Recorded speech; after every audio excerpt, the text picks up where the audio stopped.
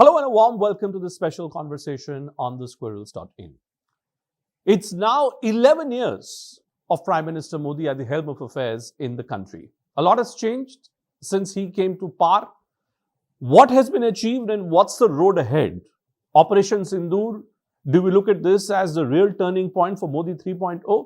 With me, two of the foremost, I should call them veteran onlookers of Indian politics, Indian policy, and certainly followers of everything that changes in Indian politics and the policy space, Yashwant, Deshmukh and Sanjay Kumar. Psephologists, yes, but more so the trackers of the story of India. Great pleasure to have you with us today on the Squirrels, both of you. Sanjay ji, let me begin with you first. And let me ask you to respond to what many around us are thinking. Modi 3.0 at 240 Lok Sabha seats, but a string of successful winning electoral performances thereafter, and now this Operation Sindoor. Is Modi 3.0 now back to being as strong as Modi 1.0? Modi 3.0, I think, is as strong as we have seen Modi 3.0 and 3.1. So I think, yes, when BJP got only 240 seats and BJP could not get a majority, there were a lot of discussion around whether this government is going to be stable, whether this government is going to take firm decisions or not. But I think the government went ahead and took very strong decisions. So if you look at the 1 year of Modi 3.0, I don't see any difference between how Prime Minister Modi has run the government in the last 10 years. So I see no difference between Modi 3.0 and Modi 1.0. Yashwantji, anything that would point out to a certain sense of fatigue? You know, we used to call it the 7-year itch. Then it became, well, the 10-year sort of a dogmatic approach. But here's Narendra Modi. Is there anything that tells you that there could be a formulation of fatigue that could be setting in with Modi? Well, yes and no, Bhupen, because as Sanjay said that, there is no difference because the way you analyze it or you look into the things is, say, 12 months back. I mean, last year at this point of time, we were wondering if 2024 is a set thing or is it an aberration of sort. What has happened in the last 12 months, the assembly election after assembly election, the results, they have, I think, settled their debate that 2024 was more of an aberration rather than anything else, in that way, in terms of electoral success. So when the things are not changing, then why would we expect, number one, an individual to change or his working policy or his way or style of functioning would change?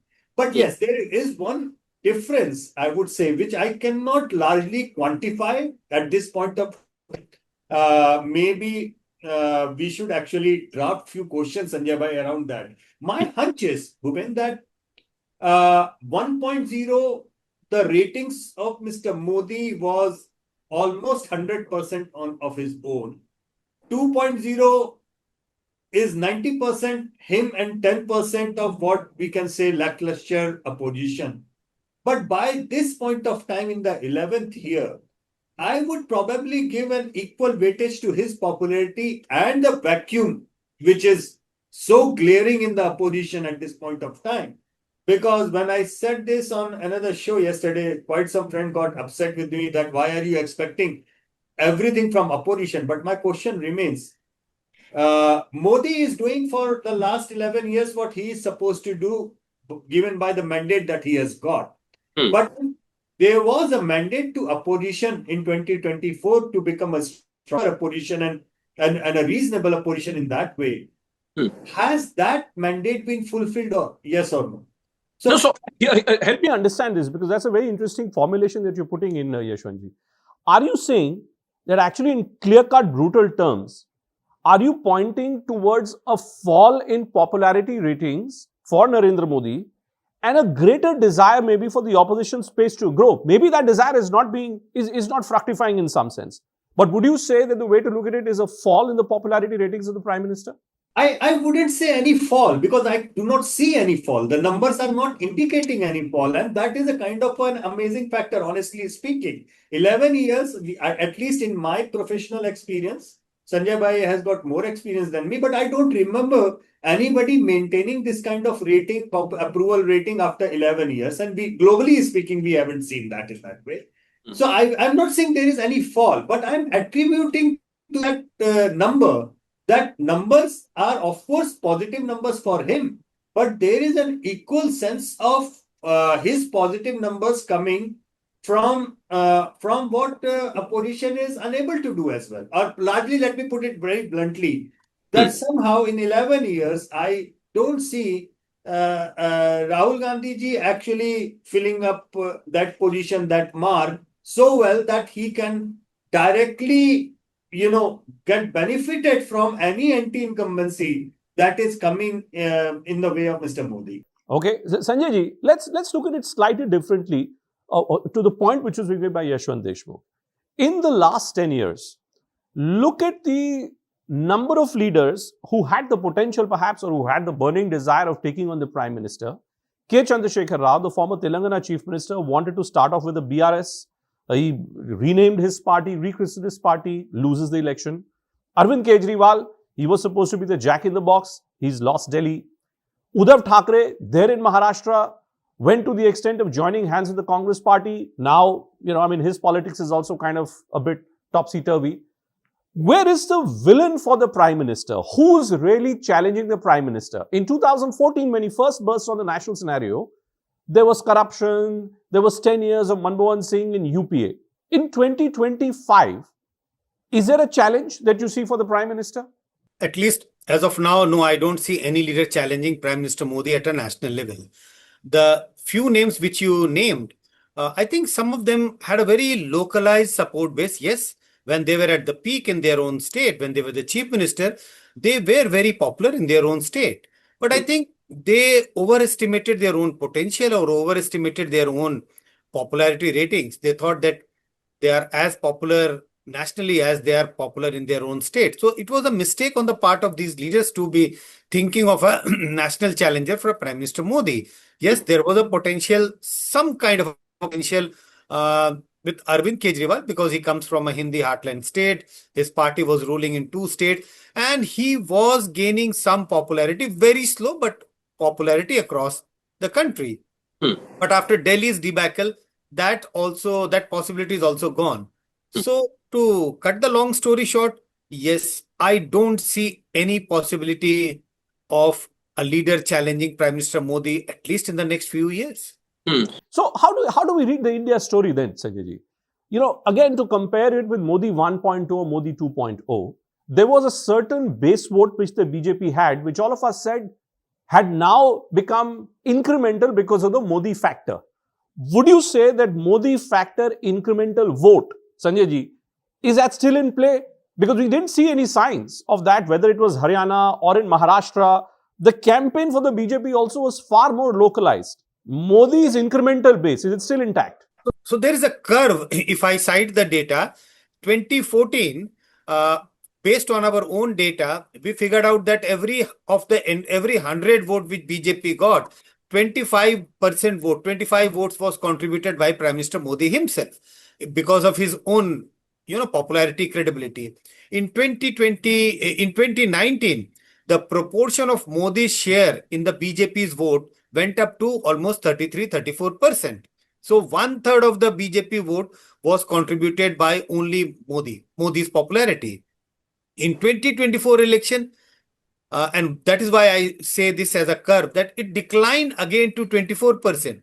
So it peaked. Prime Minister Modi's popularity and his ability to pull votes for the BJP peaked in 2019, has come down slightly in 2024. We don't know whether this slide is going to continue. But yes, my own sense is that BJP support base is far broad-based now compared to what it was in 2014 election. BJP has made inroads among the rural voter. It has made inroads among the poorer sections of the society. We should not forget that BJP has also made inroads among the lower OBC voters. So if your party is expanding its support base, the dependence on the top leader becomes slightly less. And that is what is getting indicated from the data as well. So he remains very, very popular, but the dependence of his party on Prime Minister Modi has come down slightly, only marginally. I think that's an interesting point. Yashwant ji, if we look at the argument being made by Sanjay ji here, from 2014, let's say all the way till 2019 and maybe till 2022, the feeling was that the BJP had created a completely new vote base for itself. In the northern parts of the country, we said that this was a numerically significant, smaller community, smaller EBCs, OBCs, all of whom were voting for the BJP. Now we say that it's a far more broad-based party. In this scenario, do you think that this Operation Sindoor, the attack against Pakistan, is it as important, this factor, is it as important as the numerically significant smaller communities becoming a part and parcel of the BJP tent? It is important, but again, I don't think that it is adding new voter. It is just consolidating what. And by the way, Bhupen, you remember when we did the tracker during the conflict time, and we figured out right after the ceasefire that a huge portion of even BJP's support base was extremely disappointed with the ceasefire. But many friends misread that set of data from our snap poll as if these people are leaving Modi and leaving BJP and shifting over to Congress. No, it's not happening. You see, they were upset because they wanted Modi and BJP to really teach a tough lesson to the Pakistan, and they thought that what has been done probably is not good enough, and because the expectations were very high. But that disappointment, under no circumstances anybody should even confused by a poll that is something which is shifting that vote to the opposition side. It's not happening. It's not happening at all. So if it's not bringing in, but Yashwant, you can help me understand this. If it's not bringing in the new voter, are you saying that the potential of the existing voter going away from the BJP basically has been negated by Operation Sindoor? Exactly. So that, you see, different kind of voters of the BJP are associated with the BJP for different kind of reasons. Right. One of that is like out of every 100, like Sanjay bhai just said, that even today, after 11 years, almost like 25 out of 100 NDA voters are voting BJP because of Mr. Modi. So that factor remains. Similarly, the BJP supporter, I mean, one could say that on ideological line, which is committed voter, that remains committed, and Operation Sindoor only consolidated and, probably just consolidated further in that way, even if no new voter is coming. But as you said, that along with the Operation Sindoor, when we were discussing Pakistan and everything, at the same time, caste census thing also came its way. And just like Sanjay ji said, BJP's support base is now looked upon the EBCs big time, the bottom of the pyramid big time.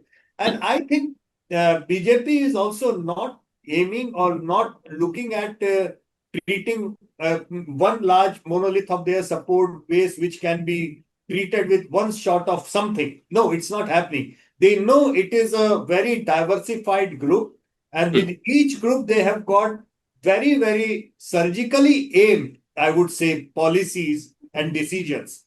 So they understand this pie, and with each section of the pie, they are looking at different ways of dealing with those sections of the pie. So Sanjay ji, do I then conclude by saying that the only thing that's changed in 2025 is that in comparison to 2014, when wherever Modi went, it was like a breath of fresh air and everything that he was doing was new. In 2025, are we saying that it's back basically to local factors, whether it is Bihar or it's UP? Nationally, there is no option to Modi, therefore he rules. But in states, is that Modi magic? Do you see elements of that Modi magic, Modi mystery being challenged in states, Sanjay ji? Challenge would be too strong a word. I won't prefer to use the word that Modi magic is being challenged in the state. But yes, what is happening in the initial few years when Prime Minister Modi, Narendra Modi became the Prime Minister. So at that time, there was an euphoria around him, even in the state assembly election. Curiosity element and desire for a change. Because remember, that was the time in large number of states, Congress was ruling for a very long time, whether it was Assam or in many other states. So now what we see that the state politics is getting more grounded now, and state elections are being contested more on local issues rather than only in the name of Prime Minister Modi. So in whichever state BJP does not have a face, they still put Prime Minister Modi as the face of the party.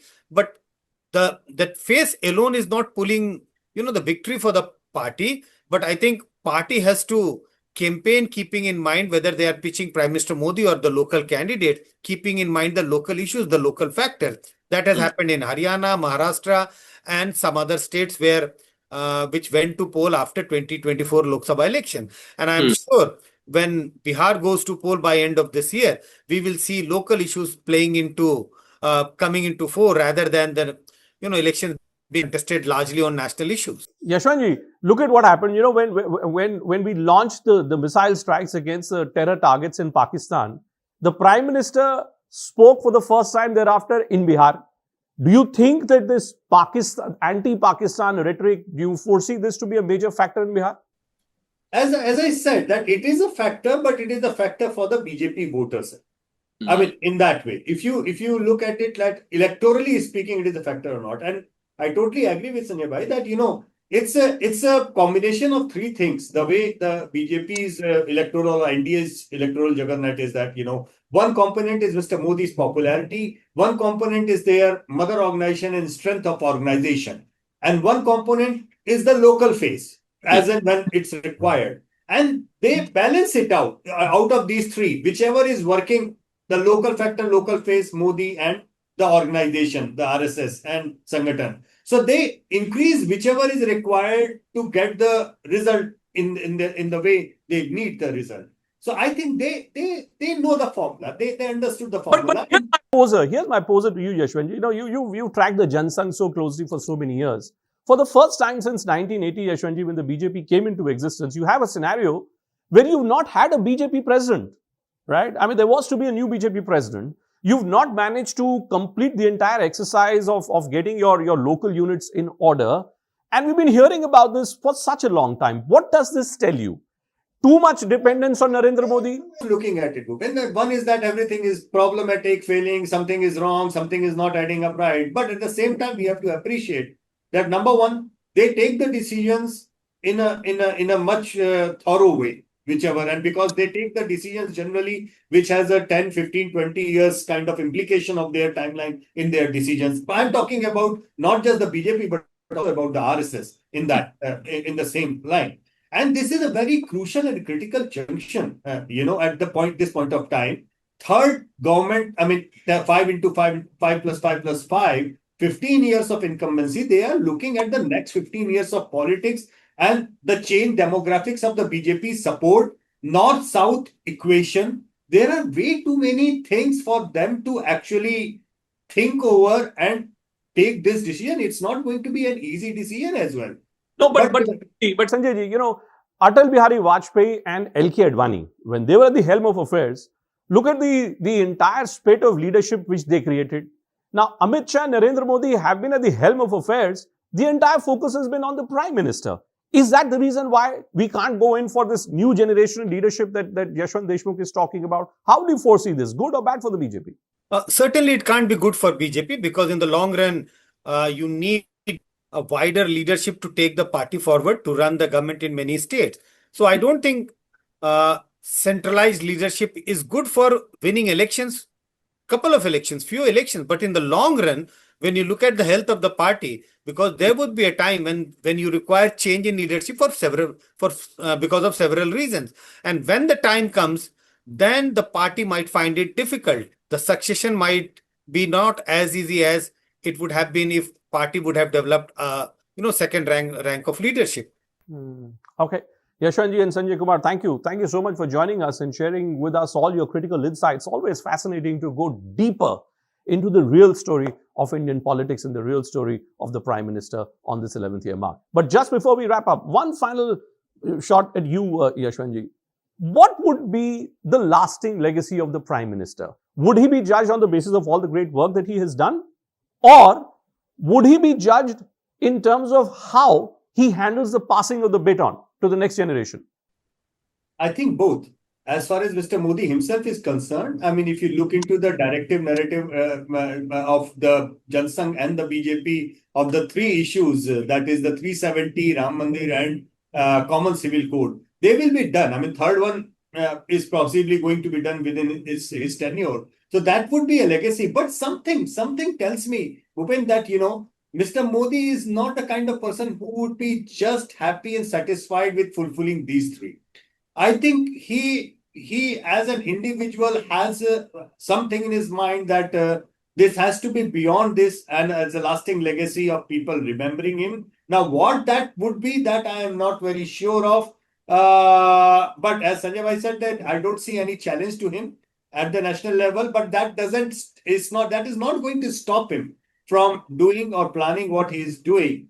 And we still, I genuinely believe we still have to see one more chapter of, I'm not saying about 29 Modi 4.0. I'm talking in terms of legacy, going beyond 370 Ram Temple and Common Civil Code. There will be Modi 4.0 in that context, in terms of legacy, not in terms of another term or something. I'm not going there. I'm just talking about the legacy. As I thank both of you, Yashwantji, I know you're a fan of cricket. I'm reminded of this cricketing analogy. Sachin Tendulkar, over a 2-decade career, he built a certain fulcrum of leaders who played with him, and then a certain generation of cricketers who came next to him and took the baton around. I'm wondering whether Narendra Modi has got that piece. He's Sachin Tendulkar for sure on the political trajectory, but what about the people around him? Could that be something worth looking at maybe subsequently? But great pleasure. Thank you so much for your time. Thank you so much.